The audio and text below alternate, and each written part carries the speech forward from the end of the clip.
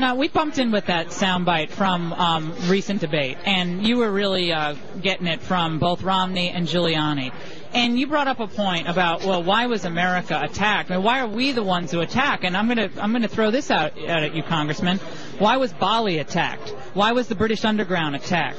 Why was Madrid attacked? Why was Kenya attacked? Why was Tanzania attacked? Why was any number of Saudi Arabian neighborhoods attacked? I mean, I think it's just the same reason. Well, you're going into treacherous territory when you look like you're pointing the finger at us and blaming America. And that's what they would like to do, because if you do that, then you say that you're blaming America.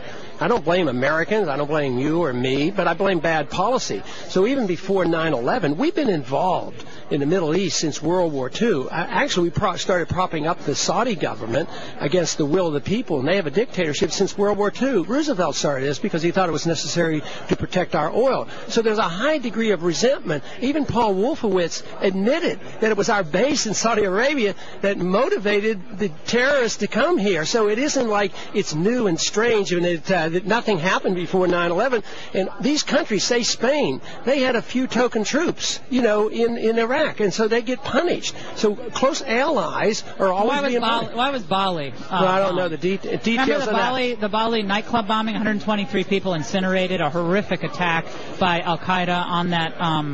You'd have to ask. Al-Qaeda's not one unit. They must have had some beef. But the one thing is, maybe it's just evil, and maybe it's something that we just need to stand up against. Well, no, you have to have. There's always evil in every group of people, but you have to motivate people to give up their lives. Now, the only individual that's ever come up with a detailed study of that is Robert Pape, Dying to Win, and he explains it. And the Muslims do not commit the most suicide terrorism. It happens to happen in Sri Lanka. It has nothing to do with the Muslim. I must have missed that. That's where the greatest amount of suicide terrorism occurs. Well, Pakistan is certainly breeding its share of. Yeah, of course. How long has our CIA been in there picking and choosing? We propped up Musharraf. We just gave him $10 billion. You spend a lot of time, Congressman, talking about what's wrong with America. Tell us what's right about America right now. America is the greatest country ever. We had the greatest document.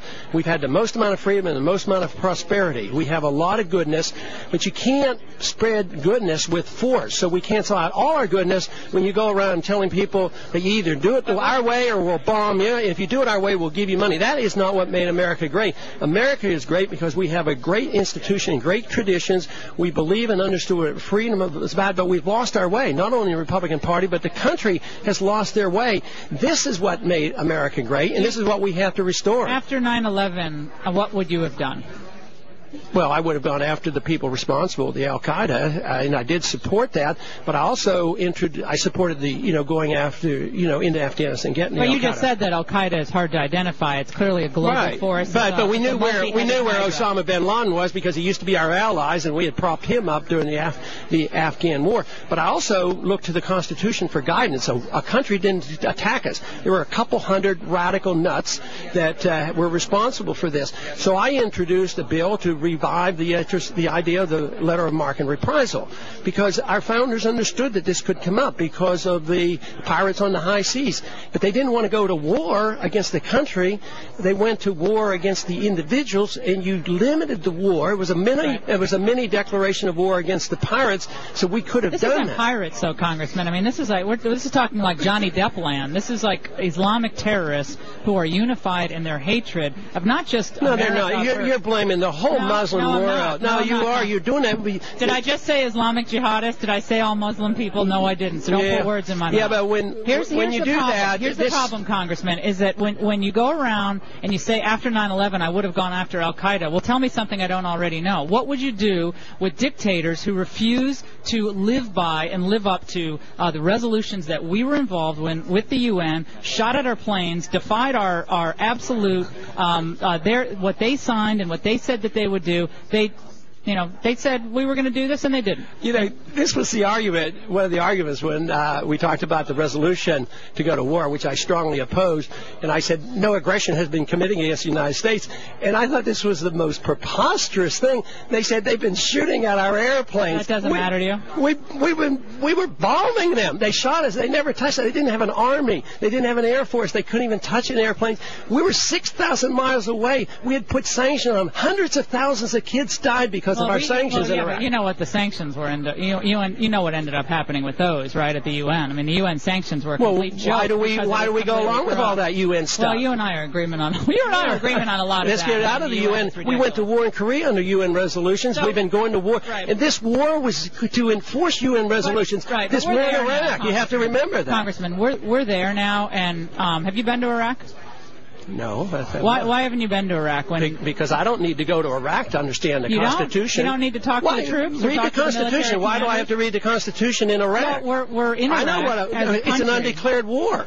Well, why don't you read the Constitution? Wars. You don't go to war without a declaration. And I don't need to go to Iraq for that. So you don't think it's important to talk to the military leaders about what's happening on the ground? Not for policy. They're not policy makers. They take directives. So why go over there? The war isn't just mismanaged. We're not supposed to be there. It's unconstitutional. It's illegal. We're there to enforce UN resolutions. There was no threat to American security. There was nothing, no connection to Al-Qaeda, no connection to 9/11, no weapons of mass destruction. Well, if stockpiles of weapons had been found, and you would admit that they were there at some point, Saddam did have. Yeah, when we gave them to them, we know they were there because we gave them those weapons at one time. So if they had been found, you would admit then that you were right or you were wrong, or would you say no? They weren't a threat to us. How did we handle the Soviet Union? They had 40,000. So 9/11. Did we discover? Right, but 9/11 didn't change the calculus at all. Against Iraq? About how we deal with other countries in a preemptive with Iraq. way. We went to war against Iraq. Right. It's preposterous to think that the 9/11 justified attacking, invading, and crusading in Iraq.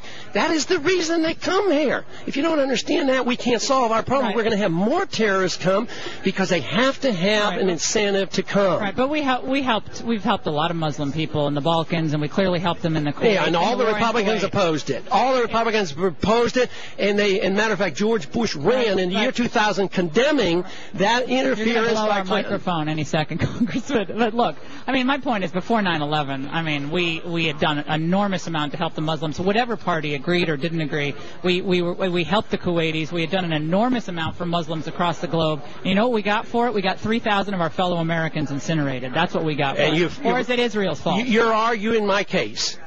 You saw we didn't get any thanks. We lost 3,000 men. That's intervention, blowback, unintended consequences. You just made the case for the constitutional position of the founders taught is stay out of entangling alliances. Don't get involved in the internal affairs of the nation. George Bush says no nation building, no policing of the world, a humble foreign policy. He said that's what I'm talking about. He did. He wrote a big article. Yes, but he said that. But he changed his mind before 9/11.